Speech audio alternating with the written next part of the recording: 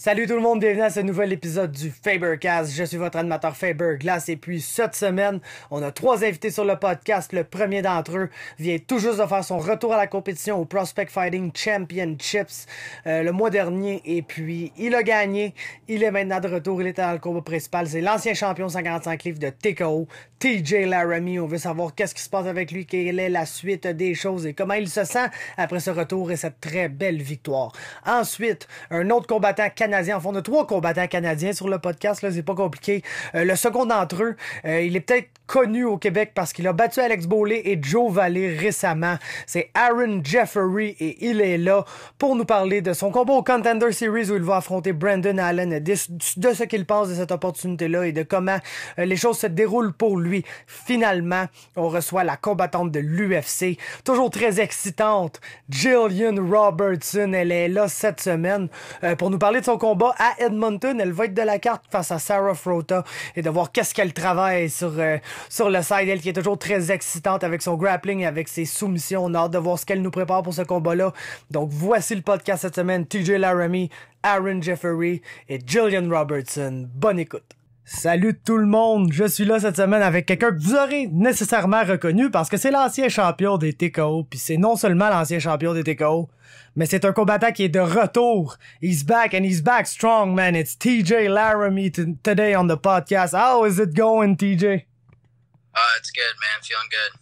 Yup, I must say it's been a real pleasure to see you back in action a couple of weeks ago on the PFC card. But before we start to talk about that fight and the interview and all of that, I just wanted to give a big shout out to the Prospect Fighting Championships promotion. Cause man, the live stream was amazing. Like on the internet, there was commentary, there was no lagging, it was clear HD. It's probably because we've been used to TKO and stuff in Quebec, so it's real like good quality of production. But I think that rivaled. Like when I was looking at my my iPad, I listened to the old card on the live stream on Facebook, and it was amazing. There was no glitch, there was no moments that I lost some action. So before we just start the interview, I just wanted to give a big shout out to the promotion, to Jamie Champion and everybody. It was like real good. It was my first experience watching that promotion, and it was great. Everything came out cool, and the fights were awesome too. So big shout outs to them. And that being said, big shout outs to you too, cause you were in the main event. You were in your hometown, Windsor, Ontario. It was your big comeback. It was supposed to be on the BTC card, but you got injured, didn't work out. And finally, it happened on that night. I had to go through some changes and shit. We'll get to speak about that. But you just went there, you performed like we've seen TJ Laramie perform, and I just wanted to know, man, how does it feel now that you're back on the winning column, and you were able to do all of that in front of your fans? Man, you know, it's been a long 10 months of inactivity, a lot of up and downs, man, a lot of stuff, like more personal stuff than anything that have been going on, even with supposed to be fighting for BTC in March and getting injured, and just having to reset and refocus, and like, you know what I mean, when so many things go wrong in a row, it's just kind of like, man, what the hell? It's like no matter what I'm doing, nothing's going right. Even for this camp, I was injured for a lot of the camp. Like right after the BTC, I was supposed to fight on BTC. I broke my hand right after that too. So the beginning of the training camp for Prospect, I was recovering from a broken hand, and then throughout the camp, I had a bad chest injury and a back injury still. Like, it was just crazy. So I was like, but in my head, you know, I was just like, for once in my career, I was like, you know what? I'm gonna take it easy. I'm gonna recover a little bit. I'm not gonna try to push through this injury because it could possibly get worse. And you know what? It paid off by like a little bit before fight week. I'd say a week and a half, 2 weeks before fight. My chest and back were feeling great, to the point where I was like, in the fight, this is not gonna affect me. You know, in the fight, that like I'm gonna be able to push through this in the fight. It won't even be a thought in my mind. So literally for the last 4 or 5 weeks of the fight camp, I was just hitting pads and running to make weight, man. It was crazy. So that's why in the fight, like in other interviews, I was like, I didn't really feel that great because I couldn't spar, I couldn't grapple, you know what I mean? Like, I was kind of like almost uncomfortable in there a little bit, also because I wasn't in the cage for a long time. But because the training, for me, I'm a guy where it's like confidence and preparation. I get my confidence knowing that I've prepared properly, but I know I didn't get to prepare 100% for that fight the way I'd like to, because I'm a bit of an overachiever when it comes to the training aspect. I'm someone who likes to put in hopefully more work than everybody else. Like that's where I get a lot of my confidence from. That's where I come out strong, and I feel like I edge people out because naturally I might not be the most athletic guy, but I feel like I'm one of the hardest workers. So I feel like I make up for it in that aspect. But yeah, that being said, with all that aside, I was able to come through with a good win, a good performance, and it's just on to the next one now. I'm excited to stay in shape, and now that I'm not injured, I'm honestly where I feel 100%. My hand feels good, my chest, my back feel good. I'm more excited to train now after the fight. Now that the fight's done, I'm more excited to get back in the gym because I can actually do everything again. I can actually go in there and train 100%. I can go in there and grapple again, finally grapple. I grappled 3 days in a row, and I just feel great, man. I got a big grappling tournament coming up in 2 weeks. So I got the Ontario Open. Hopefully win a trip to the Worlds and IBJJF Worlds. That's my goal there. And then, yeah, man. I'm just trying to keep the ball rolling as much as possible, whether it's a grappling tournament. I'd like to fight mid-August or so. Mid-August or so would be ideal for me. Just because, like I said, I want to keep the ball rolling. I know PFC's back in London in September, so if I could do even mid-August, late September, you know what I mean? That's three fights, you know what I mean? I might have had a slow year up to now, but I don't plan on finishing the year like that. I plan on finishing the year up strong, like I never left, I want to get my name back in the mix. That was a good win, but for me, I feel like I have a lot more in me, 100%, because I can do that to elite opponents, you know what I mean? And that guy wasn't elite. I'm not gonna pretend like he was an elite opponent. I'm not gonna pretend like he's something he wasn't. He wasn't an elite opponent, and I know I can do that to the elite guys too. My ground game and my MMA grappling is on a different level, man. These people don't understand. But they will. I'm back. Mentally, I'm more focused than I've been. I'm in a good place, and I'm just ready to get it, man. Ready. It's going to be a good year. Yeah, for sure. I don't know if people in Ontario have seen it, but in Quebec, we've seen your grappling game because you destroyed the Noguera, who was a real good black belt, and that was times ago too. So we know at your age, at the stage of your career, you guys are always getting better in the gym. So the TJ Laramie we've seen a year or 2 years ago, it's not the same fighter as the TJ Laramie that we're seeing now and that we'll get to see in the future. But as you've been saying, it's been a tough run for you, and man, I feel you on that because every time I've been hearing some TJ Laramie news for maybe the past 10 months before your last fight, it was never good news. Starting with the infamous video you took of your ex-girlfriend and the shit that happened with that, and after the injuries and all the stuff that happened that put you out of your BTC fight, and you spoke about. So I'm just real glad for you that now you're getting the chance to be 100% and to train in the gym, because, man, I do grappling too, and just having a small injury that prevents you from doing stuff that you usually do, in the training room, it's not cool, man. You don't get out of these training satisfied of what you've done, because you get yourself put into some positions that you know that you can do something with that position, but now you're injured, so you can, or you can try and just re-aggravate your injury, and that's shit you try to not do. So I feel you on that one. It's just cool to be training and to be 100% and go and just feel yourself, not feel half of yourself or a quarter of yourself. So, man, you've been speaking, you want to stay active, grappling, MMA. What's the plan next, promotion wise? Are you looking for only one fight deal, since you want to be real active? And most MMA promotions in Canada, they don't have monthly shows. They have maybe 3 or 4 shows a year. So what's the plan promotion wise? Yeah, man, for me, I'm just looking for those one fight deals, man. I'm not really trying to get locked down at any situation. I feel like I said, man, this is going to be a big year for me, and I feel like it's going to be that this is the next chapter. So I feel like this is the year where I'm gonna run through the competition, man, and you know what I mean. There's promotions out there. I know bigger promotions, you got LFA, stuff like that they do the one fight deals, and they don't lock people in too much. You got I'm not sure, but you got the people more on the East Coast, CFFC, CES. I don't know if CES is still a thing, But yeah, it is. Yeah, but that's what I mean. Like organizations like that, which are decently known and they got some decent fighters out there. You know what I mean? Like, fuck, let's do a title fight with those guys. You know what I mean? Like, I'm ready to go. Like, I just want to stay active, and I just want to get to that next level now. You know, I don't want to look too far ahead. You know, we got some UFCs coming up in Canada, so like obviously I'd like to stay ready. I'd like to stay ready. For like fitness wise and like be in shape for those, because we got one in August and September. We got not August, July.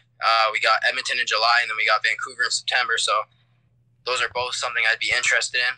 Not so much the July one, honestly. If they probably called me short notice for July, I personally don't feel comfortable taking a fight like that, because just how I felt based on my last performance. You know, I'd like to be able to put in a full camp before I make a UFC debut, you know, even for short notice or not. Like, I'm only 21. I got time to say no. I got time to develop. I don't want to just go into the UFC just to say, oh, I made it to the UFC. No, I want to be a winning UFC fighter. I want to be a contender. I want to be a champion, you know. That's how I see it. So, like, hopefully if September works out, if I get that fight in August, you know, it puts me at 10-3. I feel like that's a decent enough record to get into the UFC, you know. Hopefully in August I get a fight against someone who's like decently reputable, someone who might be considered another prospect or someone with a good record, something like that. And then possibly hope for something in Vancouver, you know, you never know, right? And then for me, it was just like another thing that's interesting is that another guy that I lost to, but I really won. Vince Murdoch just got signed to the UFC too. So literally within the last couple months, 2 guys that I beat got signed to the UFC. You know what I mean? So it just shows what level I'm at. And it's like, it wasn't 2 guys that I scraped by. It was 2 guys that I dominated the whole fight. So it was like, you know what I mean? It really shows where I'm at and where I should be, right? I'm only 21. I'm younger than both of them. And I'm still, you know what I mean, getting better. Like you said, like I'm not even close to my peak. I had a rough year, and I'm coming back. That's it. You know what I mean? People just forgot. That's it. I took a break, but we're coming back for sure. Yeah, I really like to look into prospects and MMA generally. I like to look at like fighters and see how many time does it take, like before you stop seeing like major improvements, and the fighter kind of becomes like a finished product, a guy that you know that he's gonna come in and he's gonna do that stuff, and he has this process. Like in a fight, he knows that like his striking is gonna lead maybe to his clinch fighting too, or any fighter does it different, but I like to look at those tendencies and look like usually how many years does it take for a fighter to become like a finished product, a guy that's ready to enter the best years of his career, to become a contender if he has to become one. And it's usually 6 years into his pro MMA career. So you're not there yet at all. Yeah, so, I'm at 4. Exactly. So seeing what you're doing in 4 years and what you were doing 2 years ago after 2 years and a half of training and pro fighting, it's pretty crazy. So yes, it must be encouraging for you to see that like people you've defeated are being signed to the UFC. But it must be encouraging too to see that there's many cards in Canada, and to see what happened to guys like Cal Prebelik, for example. Best example, he's good. Everybody knows how good Cal Prebelik is, but he didn't have the best record, like to enter the UFC. But just being there on the win and having like a contract that is flexible, that if you get called, you can go, that led him to the UFC. So the same thing may be happening for you, because you can fill in at 145. You can even like, there's many options on each of these cards, and now there are more and more Canadian fighters. They really are looking forward to going to Canada at least 3 times a year, every year. Yeah. So I think that's where promotions that give one fight contracts like PFC, like BTC, and like the others you've been saying about in the United States, being like a CS or a Cage Fury or LFA or all these promotions. It's good because you just can go there, fight good competition, get your wins, and when something's happened in the UFC, you're free, man. There's no like there's no contract problem. You just gotta call the guy and say, "Sorry, bro, I've been called to the UFC," and he's like, "Okay, good luck, my man." And like, so that's cool for you Canadian fighters. That's exciting for you Canadian fighters. I don't know if you feel the same. Yeah, for sure, man. TKO is great to build a name in and to like develop my skills. You know what I mean? I feel like you watch my TKO fights, you could literally see me mature throughout every fight. And then, and then right to where I am now. And it was cool to build I had to work my way through a promotion all the way from being a contender to being a champion and even losing my belt. You know what I mean? I was able to experience the whole highs and lows of being in an organization. And now, I don't really feel like that's something I need. You know what I mean? I've been in front of the lights. I've been a main event 4 times now in a row. I've been a main event 4 times. So, you know what I mean? I fought 5 rounds. I've been in 5-round fights 3 times. You know what I mean? 3 title fights already at 21. So it's the whole Jourdain fight, that was a whole 5 rounds. The Nogueira fight, I finished it in the 5th round. So it's I have the cage time. I have the experience. You know what I mean? For me, it was just a matter of working on the personal part, the life part. You know what I mean? Definitely I was like a young superstar. That's how I looked at it. You know what I mean? My whole goal mindset shifted to, okay, I have to act a certain way. I have to be a certain way. You know what I mean? It wasn't about the training anymore. And within the last little bit, that's what shifted for me. So it's you know what I mean?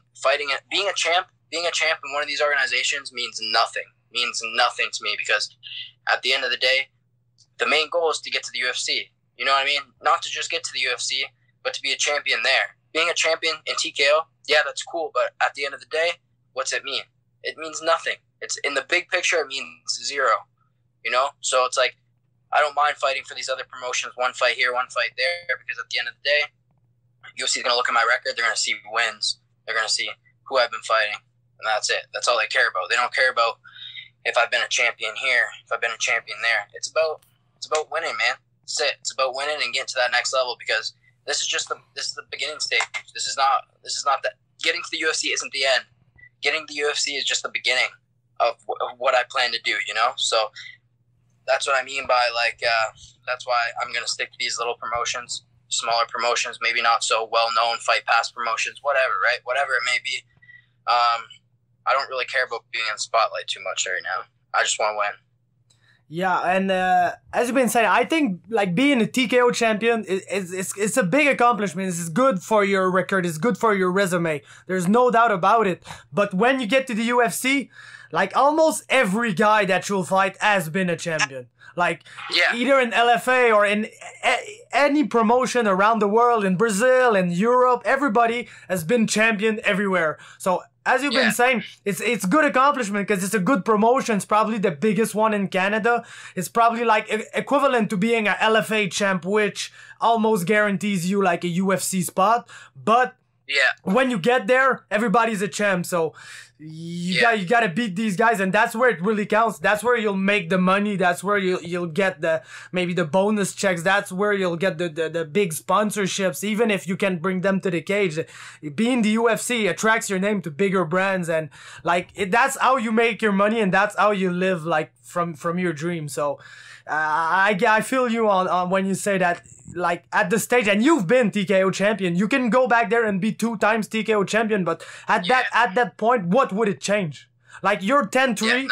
You're 10-3, and that's already a good record, but you're a real deceiving 10-3, because your loss to Murdoch, we all know what happened, and your first loss to Alex Morgan, we've all seen it too, man. It was questionable stoppage. There's no we all know why there was a rematch, and maybe the rematch is your only real clean loss that you got on your record.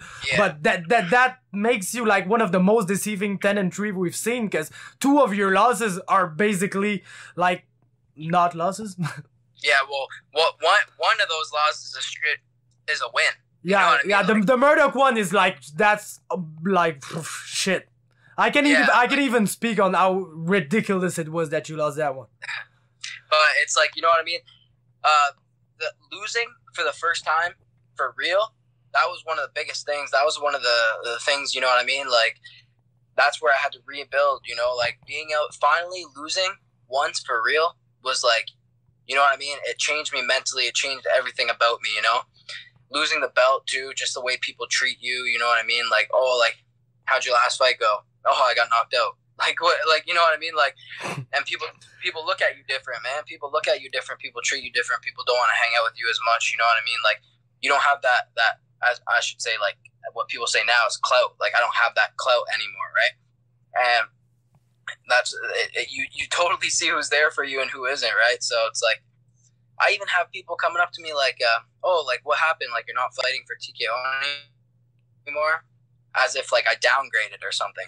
You know what I mean? I'm like, man, TKO is a small pond. That's not the goal, man. I'm trying to get to the ocean, bro. I'm trying to get to the UFC. That's all that matters. Going to get my TKO belt back means fuck all. It means nothing in the end. You know what I mean? That don't mean shit. What I want is to just get to the UFC. It doesn't matter where I fight. I just need to fight and win. That's it. Whether it was in TKO or whether it's somewhere else. But at the end of the day, I just need to fight and win, right? So that's it for me.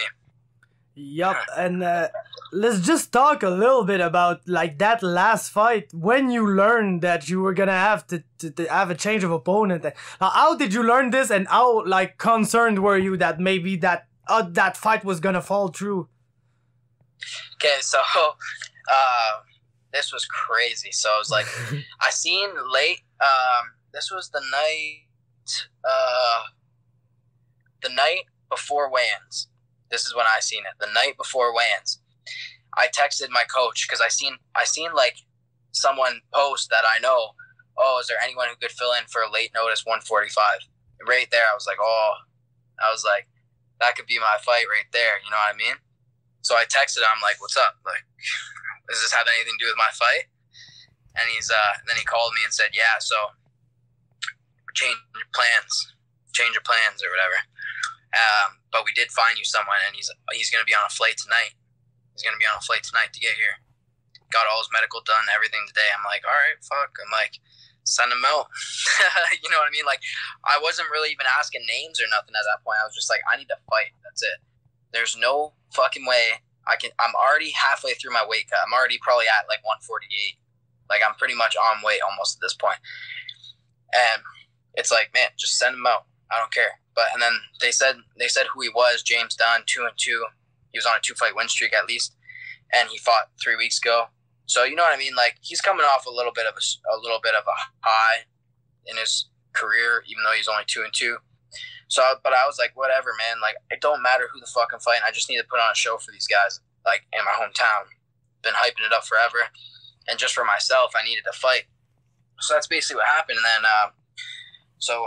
You know, that's why, like, you know what I mean? Like, I've never been someone to fight someone who's, like, lesser than me. You know, I've always been searching for who's going to progress me. You know what I mean? If you look at my career, I've only fought one other person with a 500 record, and that was in my pro debut.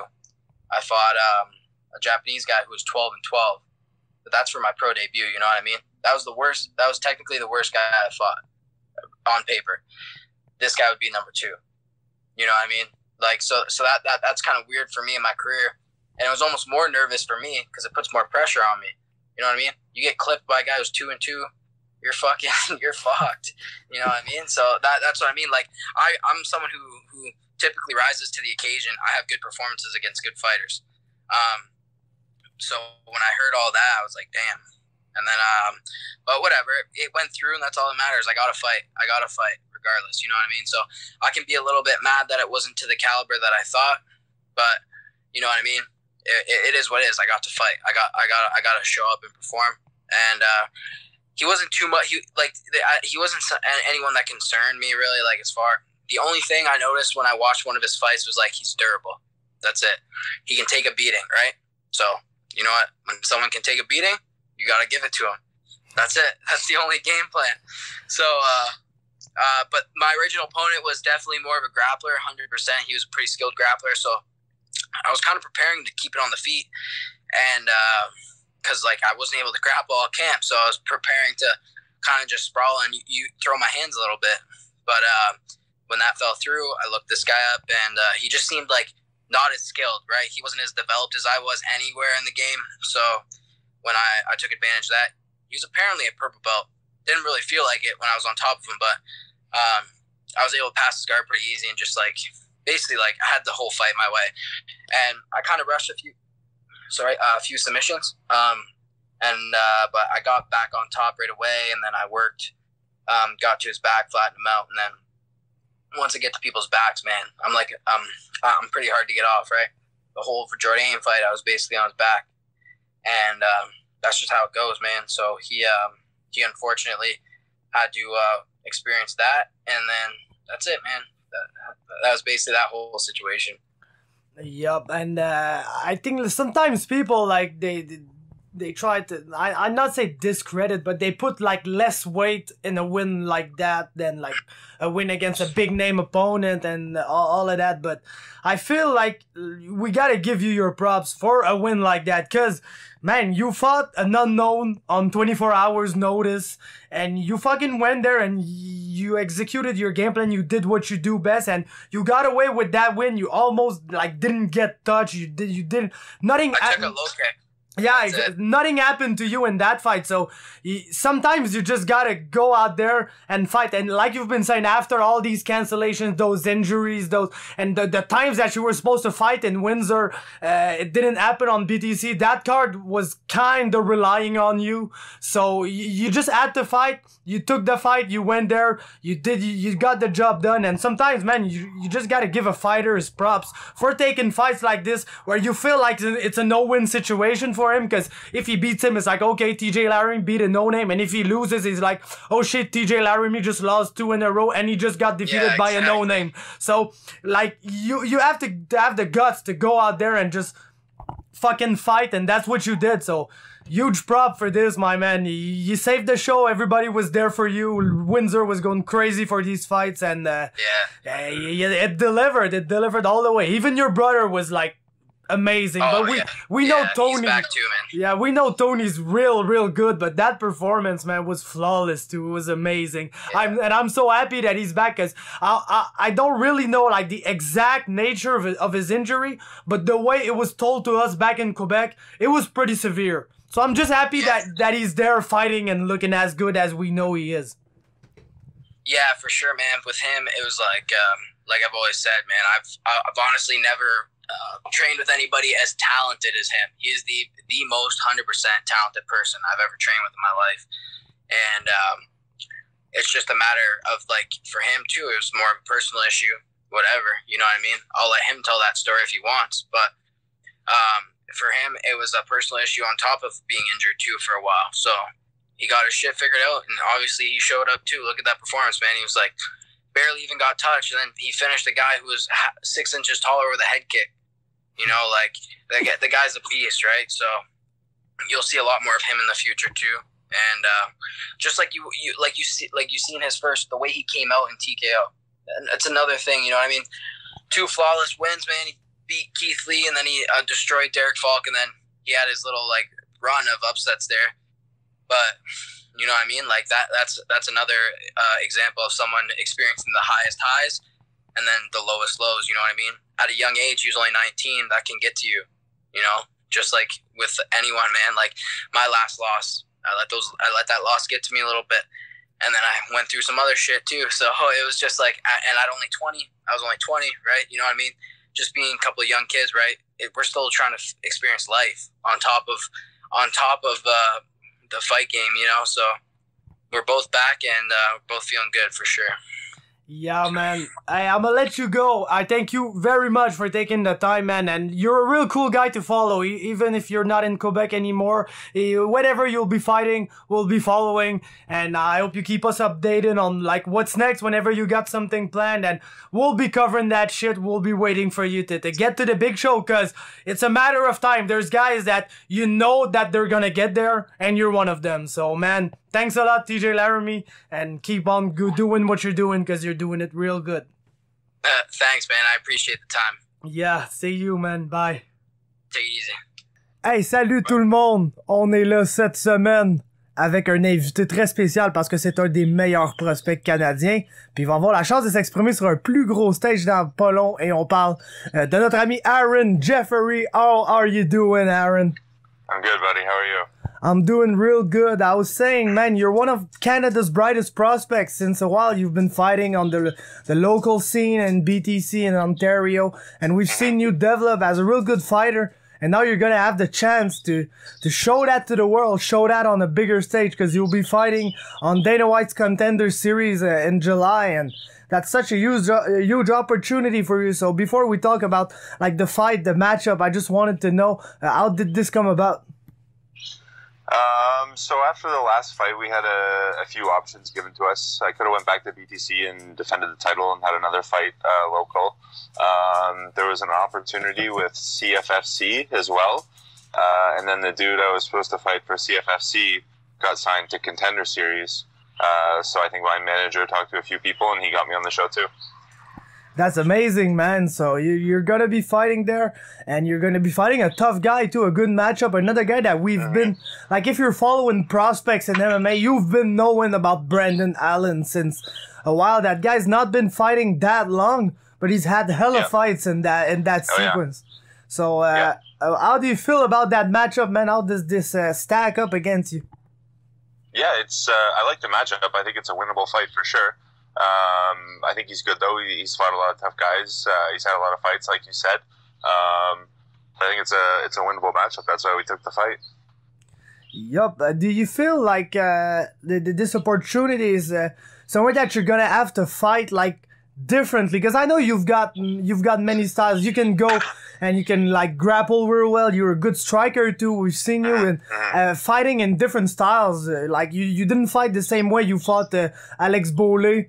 And then you fought Joe Valle. You didn't fight him the same way. So I was wondering, like, what kind of adjustments would you have to make to your style to fight on the Contender Series? Since we know that, like, is he looking for exciting fights? He's looking for people they're trying to finish.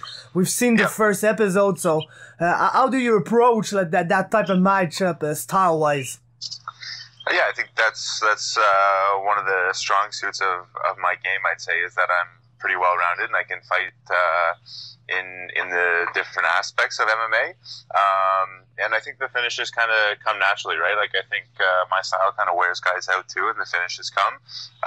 So I'm not too focused on the finish, just fighting a good fight and getting the win. Yup, and we've seen it on the Contender Series too, that people sometimes they don't get the contract on that night. They win their fights and then like they go on do their stuff and boom, there's like a short notice call somewhere and they get the pick since they've been seen on the Contenders, and like people, the matchmakers, they already know what that guy's about. Yeah, for sure. Just watching like the last few UFC events, like every event you see like at least a few guys from the Contender Series, so it's promising for sure. Yeah, man, there are even people that are coming from the Contenders on losses sometimes. Yeah, exactly, right? And like lots of people I hadn't even heard of. Like sometimes you hear like who the prospects were from Contender, even if they didn't get signed. But I'm seeing tons of guys like in the UFC events that I had never even heard of that are getting their shots. So it's a good opportunity. Yup. So Brendan Allen, what does that guy bring to the table? What is he gonna do to you? Yeah, he's good. I think he's kind of a pressure fighter too. He likes to push the pace. He throws pretty high volume in his striking. Pretty aggressive, gets a little bit wild.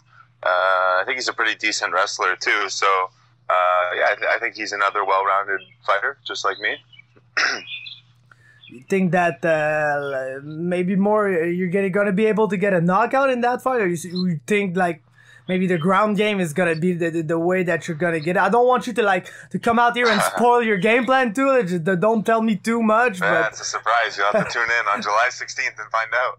Yeah, man, for sure we're gonna tune in because shit, man, we've been like I've been saying, we've been looking at you on the regional scene, on the BTC cards and stuff, and you look like a guy that can like build up to something in the UFC. Since you're well-rounded, you can finish guy, you can be real aggressive, but you can slow down the pace too and just go there and win your fights, win the rounds and do that. And I feel like maybe that's a style that sometimes doesn't fit best for the Contender Series, but in general in MMA, it's the style that you need, because we've seen guys from Canada go into the UFC and just not win the decisions. Like, you gotta be able to get some decisions in the UFC, even if Dana says, oh, we want finishers, we want killers, that's important. But if you can't go out there and win on points sometimes, it's not good because there's people that you're not going to be able to finish in the UFC. Absolutely, yeah. Tough competition, and like you said, you got to be able to win in all areas, and I think I'm able to do that. Yeah, of course, and I think your training helps you a lot in that because you've got good training partners. You're at Parabellum, real good gym, and you're really training. Yeah, and you're training with Elias a lot too. Mm-hmm. Yep. So that's a way to round out your game and see different looks. Because if there's one people in the world that can give you different looks, it's Elias. Oh yeah, like he says, how can you know what he's doing when he doesn't even know what he's doing? That's about it, man. How do you feel about what happened to him recently? Like he got released from the UFC, and I feel like that kind of sucks, man. He was having a good record and shit, and yeah, for sure. Yeah, it sucks. Like he's a buddy of mine too. So when I saw the news, I hadn't talked to him yet, and I was pretty bummed out for him before we spoke. But then after talking to him, he's such a positive guy, man. Like I've never seen him like upset or bummed out, and he's got a lot of big plans. So I'm happy for him. I know he'll come up with something good for himself. For sure, man. So I know you guys, you don't like to look too much into the future because you still gotta go on and fight in July. You got a tough guy in front of you, and you're on the Contender Series. Everybody knows how it works. It's not guaranteed that you're gonna get the contract, but let's assume like you get that contract and you're in the UFC. What's next, man, for Aaron Jeffery? What's the plan? Do you got like? Would you like to fight in Vancouver? Would you like to? Are there things in your head that you'd like to do if you get that contract? Yeah, I'd like to travel, man. I think that's kind of like part of the reason why I'm doing this too, is like the life experience, right? Like, what a cool job to just travel the world and beat people up for a living. So if they want to put me on events that are like overseas or different places in the States or like East Coast, West Coast, Canada, whatever, I'd love that. Have you traveled a lot yet? As a fighter? Yeah, but or as just in life. Yeah, just in life, yeah, quite a bit. My mom has been really good to me and my siblings growing up, and she's brought us to a lot of cool places. Like I've been to Europe a few times, South Africa, lots of places down south, all over the States. So yeah, I've been lucky. And what was your favorite? Favorite place to go? It's a good question. South Africa was really cool. Probably like the most unique place I've been. We did a family trip to Austria a couple years ago. I'd say that might have been my favorite. Lots of good food there. Yeah, for sure. And what's the place that you didn't go that you wish that you can go, but maybe as a fighter that time? I'd say probably some more places in Europe would be cool. Maybe even Ireland. If UFC goes to Ireland, I think that'd be a cool place to check out. Yeah, for sure. Because I know that I've been speaking to Canadian fighters and like I don't know why. Maybe it's because it's a Khabib card, but everybody wants to fight in Abu Dhabi. And I was wondering, man, why people? Yeah, that'd be sweet. Yeah, I feel like that's like kind of the place if you can go like Abu Dhabi, Dubai, these places, man, and you can get paid to go there since it's so expensive. Yeah, absolutely. Yeah, man, and like the middle. Let's talk just about the middleweight division. I feel like. Like it's one of the division that's going through changes right now in the UFC. Yeah. At the top, but in the middle of the division too, you've got like guys like Adesanya that are coming up. But in the middle of the division too, I feel like if you've been looking to the Contender Series and stuff like that, last year they signed lots and lots of middleweights. So how does it feel to be like maybe able to enter that division at that stage, at a stage where there's a lot of new faces, there's a lot of fresh blood, and there's a lot of people like with your type of experience like already there? Yeah, it's exciting. I think again that kind of shows promise for me. Like, hopefully getting my shot in the UFC because they are definitely looking for middleweights. Like when they flew me down to Vegas a month ago or so to do the media and whatnot. So we got to see a bunch of the fighters that were on the show, and there's definitely a lot of middleweights. So they're trying to pump up that division a bit more. Because it's been kind of shallow for a while. There's been like the top few guys that are having all the big fights, but then like not a whole lot of like big up and comers. So it's probably going to change quite a bit over the next couple of years. Yeah, I feel like the middleweight division before maybe a year or a year and a half ago, it was like mainly there was the top 5. There were like incredible guys, the Rockholds, the Yoel Romeros, Whitakers, and then in the top 10 there was like older guys that we've seen, the Anderson Silvas, there was Lyoto, and then after that there were like only like I don't want to say like jobbers because it's not cool, but like let's say journeymen, like the Trevor Smiths of the world, and like people that we've been knowing because they've been there forever, but like never in a million years that Trevor Smith's gonna win a top 15 fight and get like into something in that division. And I feel like there was a lot of these people in that division, like the Chris Camozis, there was Tom Watson, there were all these guys that they're real good, but they're not going places. And like I feel like that's changing now, and it's becoming a real exciting place. Maybe like 135 a couple of years ago, where like when you went through that division, everybody was a new guy. Everybody was looking forward to get to the top of that division, and it gave us real good fights too. For sure, I think Rockhold and Weidman are both moving up in weight now too. Yep. So that's like 2 of the top 10 guys gone, and then Yoel just won that huge settlement for millions of dollars. So who knows if he's coming back? So. Middleweight's like wide open right now.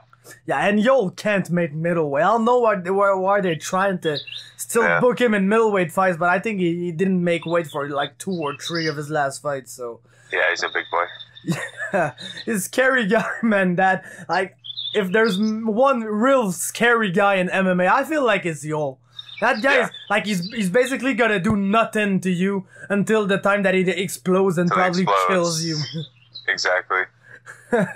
It's and even at Adesanya, that must be like when you're looking at that type of fighter, like it must be exciting to look at, like maybe 3 or 4 years ago when you're gonna be like a factor in that division, and he's probably still gonna be there. He's gonna be a top guy or the champion, and like it must be exciting to prepare for like, a matchup like that on the long run, because man, that guy is special. Absolutely, he is. Yeah, very good fighter. Yep. So, man, I thank you for taking the time this morning. It was real cool. I'm gonna let you go, and we'll get to speak again. I really, really hope that you're gonna be able to get that contract, man. It would be awesome. Would be happy to have you in the UFC because we need more Canadian guys to root for. I feel like they're signing in more and more guys, and I think you're one of the more deserving by far. So, thank you for taking the time, and we'll be looking for it. We'll be covering it on the page, and good luck, my man. Cool, thank you, brother. Thank you, bye. Salut tout le monde, on est présent avec une combattante de l'UFC aujourd'hui. C'est une Canadienne qui s'entraîne maintenant en Floride. Elle va être en action à l'UFC Edmonton. And it is Gillian Robertson. How are you doing, Gillian? I'm doing great today. Hard training session this morning, and always working hard and ready to fight. I can't wait.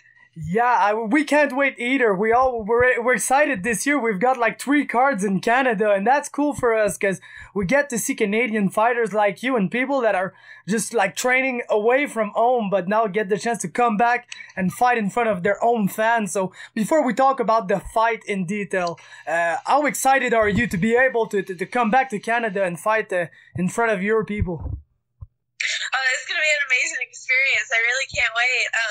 My last 3 fights have been in my opponent's hometowns, and they've been across the world for me. So to actually be in my own backyard, it's going to be amazing. Yeah, for sure. And let me say, you've kind of been surprised in that new division in the UFC. We've seen you on Tough. I'd say most people didn't expect much out of you, but you've been blazing since you've been in the UFC. You've been submitting people left and right, showing like real good jiu-jitsu and real exciting grappling to like not, because there's grappling fights that people don't like, is people they're trying to like keep their positions and just like score points on the ground. You're not like that. If you're on top, you're going for the sub. If you're on bottom, you're going for the sub. You've kind of been like a discovery for many people in this division, and I think you've been a discovery for the UFC too, because they're putting you in good matchups. So what do you think about like the matchup that you're gonna have in Edmonton against Sarah Frota? Oh, I feel like she's a perfect matchup for me. I feel like this is, like, my coach is talking to me about it. He's like, this is going to be that 50K fight. Like, we feel like I'm ready to dominate dominate her in every area. I feel like I'll be able to get my takedown. I've been working a lot of ground and pound lately. That was probably my biggest, doubt from my last fight, is that I felt like it was just too much jiu-jitsu. I wanted to use more ground and pound, be able to throw more strikes. So hopefully I'll be able to display that in this fight, and I'm super excited. I'm going to go out there and still do exactly what you said, always going for the submission. I'm going to be hunting for the throat constantly. Yup, and have you seen her first fight in the UFC? It was at 115, but she missed pound like by 24 pounds, so I guess she's a flyweight. Do you think you're gonna be bigger than her, or? I looked at her height. She's the same height as me, so I feel like she only missed by 2 pounds last time, so she's probably around the same size as me. I feel like I'm generally a smaller flyweight, and I'm assuming she is too, so I feel like we'll probably be around the same size. Do you feel like she's gonna engage you on the ground, or she's gonna try to keep it standing, or you feel like she's gonna just try to do both? I feel like she is more, like, she has decent jiu-jitsu. She's a black belt. She's finished a lot of girls by submission, and I feel like she's confident in her jiu-jitsu, but she's never fought anyone with jiu-jitsu like me. So I feel like she will be confident to go to her back. She might pull guard on me even, but that'll just be a problem for her. Yeah, for sure, and I just hope you're not too scared with the face tattoos and stuff. She looked like real intimidating. I just hope it doesn't get to your head. Well, I doubt it does, though. I doubt it. No, of course not. It's like in the gym, I've went with guys who are like 170 pounds, and it's like, it doesn't matter who you are. I'm still going to try my hardest, go out there and try and do my thing and get to the throat. Yeah. Let's talk about the gym too, because you're from Canada, but you've relocated in Florida, where you've got good weather and stuff, but more importantly, you're at like one of, or if not the top gym in the world, ATT. You've got like many people, women, men close to your weight. Like, what's the difference for a fighter like you to be able to train at such a gym, sorry about that, such a huge gym, like the American top team? It's insane the amount of training partners we have, and it's like the quality of training partners we have. When my parents live about an hour and a half north of here, and that's where I first started training at MMA, and I was the only girl at the gym, and I was training with heavyweight guys who are amateur fighters, I had nobody to train with, and then coming down here, I have 15, 20 girls on the mat all the time, and they're all high level in the UFC, so it's just insane the amount of talent we have on the mats every single day. Yeah, for sure. It must make a good difference, because where were you training before?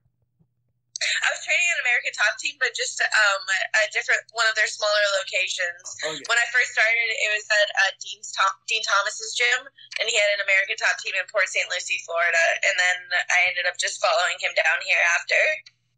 Cool. So now you're at like the main gym. It's in Coconut Creek, right? Yes, correct. Yeah, cool. Now that's such a huge gym. So you've been in the U.S. for a long time now. You're almost American too. Yeah, I've pretty much grown up in the United States, but my grandparents still live in Canada, so I still go back and visit them a lot. And I was born in Niagara Falls. Ah, that's a cool region too. All Canadians go on holiday to Niagara Falls. Exactly. And you've kind of switched from the south of Canada to the south of the United States, because I think Niagara Falls is probably like one of the most south point in Canada, right? So you just, yeah, I believe so. Right next to New York there. Yeah, so you just switch from Canada to Florida, but you like it back there? I said my dad's got a house in Florida. He's got a house in Fort Lauderdale. Like, we go sometimes, but not that often. But I feel like it's like a real different place, Florida. Like, it's always cold, and people are real different. How do you like the? I know you kind of grown there, but how do you like it back in Florida? People are definitely real different there, but I feel like I love the weather. I love the heat. Today it's not like that. We're having like a thunderstorm outside, but most of the year it's like I like to go visit the cold. I like to go visit the snow, but to live in it is different. Nah, for sure. But man, I guess you can get used to it. I like winter sports. I play hockey. My family loves skiing too, so I wouldn't live without the winter, because when you're cold, okay, you can always get dressed up more, and then one time be hot after you've got like real dressed up and real good. When you're in Florida and it's like freaking hot outside and you end up like in bathing suit or like, and you're still hot, man, you'll be hot. You'll just be hot, and you'll have to suffer from this. In Canada, we're more used to the cold, so there's always ways to hide from the cold. Like, you just stay in your house, you put the heating on, you don't go outside. But shit, in Florida, I feel like, man, when it's hot out there, and it must be hard on the ACs and stuff. Oh yeah, it definitely gets bad. The second you walk outside, you're sweating. It's like you can't even put your seatbelt on in the car because it's too hot to touch. Yeah, and there's fucking alligators everywhere. And man, that's the thing about Florida. I don't trust alligators. I just don't trust them.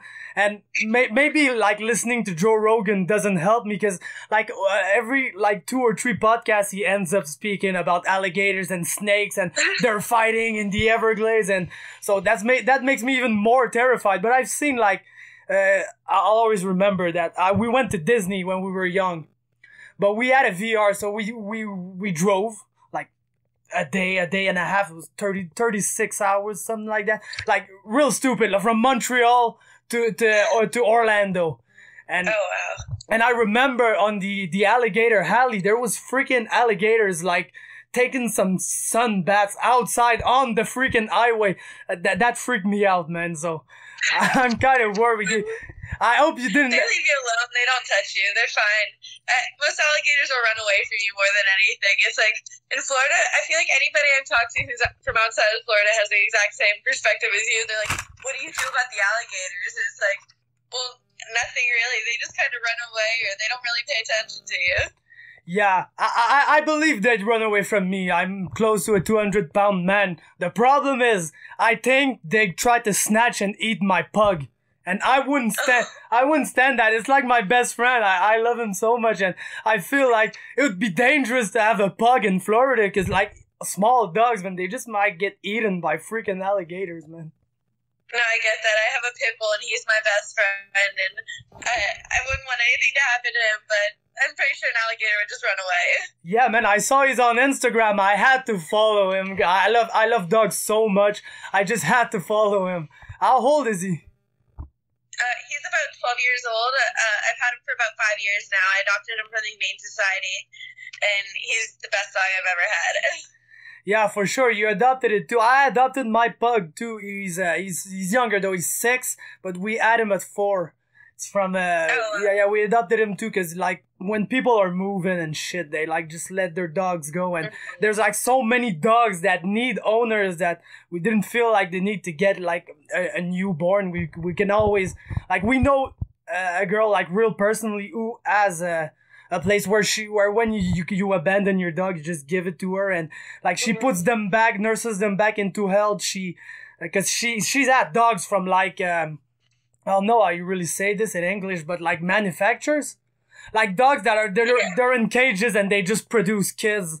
And yeah, like breeders. Yeah, exactly. Yeah. So she had dogs from there, so she had to like re-educate them and spend money into like nursing them back to health. But when all that is done, she gives them for adoption, like for maybe $200-300, and that's the way we got into contact with her, and that's how I got my dog, man. And I'm such a dog guy, so that's why I'm worried about alligators, man. I wouldn't bring my dog to Florida, like not even vacation. No, I understand it. My dog's my best friend. Yeah, man. There's alligators and there's the Florida Man. Have you been like aware of that Florida Man challenge stuff? Yeah, I've seen that on social media, and always the headlines, the news headlines, just the crazy stuff. Yeah, it's crazy. Like each and every day you can find like one stupid shit that took place in Florida with people doing dumb stuff. So I guess that might be a fun place to live. It might be a fun place. I feel like it keeps it interesting. Yeah, but let's look to the future now. Because I know you guys, you're fighters. You don't want to look like way past, because you still got to fight in Edmonton, and nobody knows what's going to happen. But I feel like you feel that you're gonna win that fight. So I want to know, like, what's next after that? Because you only lost once. You've been in great fights in the UFC. You finished all your fights. So if you get a win there, like, what's the next move for Gillian Robertson? Are you looking for, like, top 15 fighters? Are you looking for place in the rankings? That's a good question. I feel like after every fight I ask for something, I never get it. So I'm like, after this last fight, I've asked for Macy Barber, I've asked for Paige Van Zandt, I've asked for Montana De La Rosa, and I ended up with Sarah Frota. So one of those three girls would be an amazing matchup for me. I would love to be matched up against one of them. They're all ranked girls, and I feel like they would all be tough matchups, but winnable fights for me. Yup, De La Rosa is fighting this weekend too. I believe. I was just looking at the card. I think she's fighting Andrea Lee. So you're not quite on the same timeline, but close to it. Oh yeah, I'm definitely gonna be up there soon enough. I feel like they're gonna keep on seeing the submissions, keep on seeing the fast finishes, and they're not gonna be able to deny me those fights. I'm gonna be able to get the big names and be up in the top ranks soon enough. Yup. And I know you like jiu-jitsu, of course it shows. So I just wanted to know, is there like a move or one submission or anything that like you dream of like be able to put on in a fight? That's how I know I like dart strokes. When I roll, I do dart strokes. I do dart stroke as my go-to move. So it's kind of like the way I'd like to, if I had to someday fight a fight, I'd like to finish my fight with a dart stroke. Is there like a special move that, or maybe you've been practicing in the gym and that people don't know about, and like that you're dreaming that you could finish somebody with it, or just like a go-to move, something you like more than other stuff? Well, today I actually posted a video on Instagram. If you saw that, of me doing a flying armbar, and I feel like that would be absolutely amazing to get. It's definitely something that's going to be tricky to pull off. I've done it in a gi match before, but in a gi you have a lot more of the fabric to grab. It's just not as slippery. So maybe it'd be something I could pull off early in the fight, but that's definitely that's definitely one of the dream things, because you know you're getting that 50K if you pull something off like that.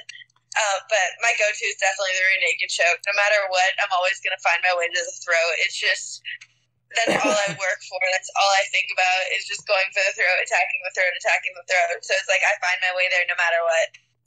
Yeah, of course. And choking people is fun too.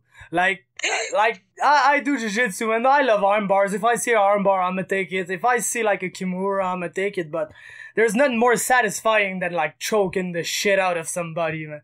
Like it asserts your dominance. Actually, whenever I fought my last fight before I got into the UFC, I fought Hannah Cyphers, and I had her in an armbar for like 3 or 4 minutes probably. Like I was sitting there trying to break it as hard as I could, and she did not tap. So then that's when I was like, all right, I'm going to stop attacking the arm. I'm going to go for the throat, because girls are just flexible. They're strong-headed. Like, after the fight, Hannah was in a sling because her arm hurt, but she wasn't going to tap from it. Like, she was too tough. And so I'm like, I had to go for the choke, because if you don't tap from the choke, then you're going out. Like, there's no way to, like, you can't not tap from a choke. Yeah, exactly. You can't be too tough for a choke. You're going to go to sleep, and that's how... Exactly. Yeah.